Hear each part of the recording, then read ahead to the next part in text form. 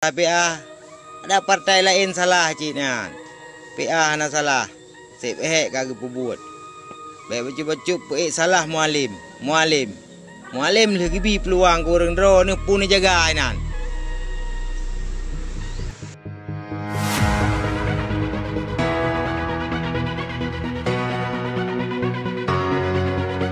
Assalamualaikum warahmatullahi taala wabarakatuh. Puja dan syukur dapur kepada Allah. Selawat salam ke Nabi Raya Nabi Muhammad sallallahu alaihi wasallam. Diket baknyan mandum ke rakan-rakan yang mentang setia ku UPA. Uronyo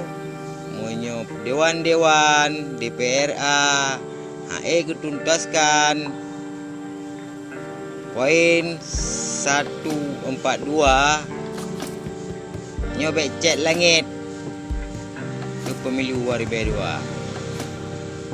ana ya panena DPRA gaduh lalau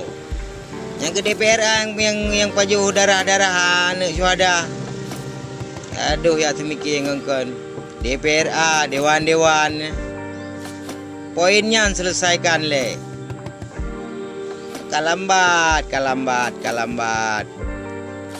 poin 142 yang tertuang dalam UPA. Jadi orang dikala ni fikir orang ke salah PA ada partai lain salah cina PA hana salah sip kagak buat baik baca-baca salah mualim lagi bi peluang kurang dro ni pun jaga inan dia gepudu gebi jalan kurang dro ni le mualim pun jaga ro ni DPRA gaduh bagi-bagi pengotus menyo hana perjuangan hana rudara hana pengosus nyane pre dua roti kena saban lagi daerah lain nyoge hana terpilih le urang dro ni menyo lagi dewan-dewan yang hanam setia yang hantem selesai UPA nyo hanapu harap hai pilih le masyarakat ku. Jadi baik gara-gara drone relah UPA relah wa partai Aceh perjuangan tetap god urang duk hinan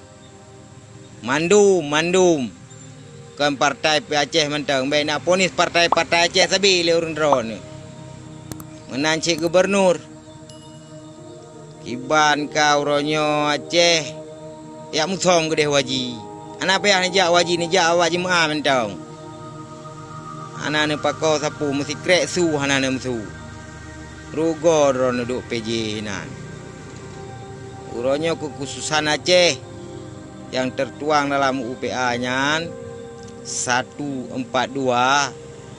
nyan harus selesai le mio nyan selesai mandum bere pu perle masyarakat dren mendung bit drone karena jeb darah langlah du gara-gara drone masyarakat wampu dipu salah le mualim pegah leje kali mewaki mandum kali gebi mandum hak masing-masing duk ka ino pu bere putra ne pu bere libat nak bagi-bagi peng hinan peng otus peng ye dum tru desa itamang nyo hana kamo atom nyo ya lau tempun panena urang drone jadi mohon baik mungsuh drone untuk DPRA dewan-dewan baik gara drone salah mualim inilah le masyarakat peluang kali gebi mohon semki anggot wassalam.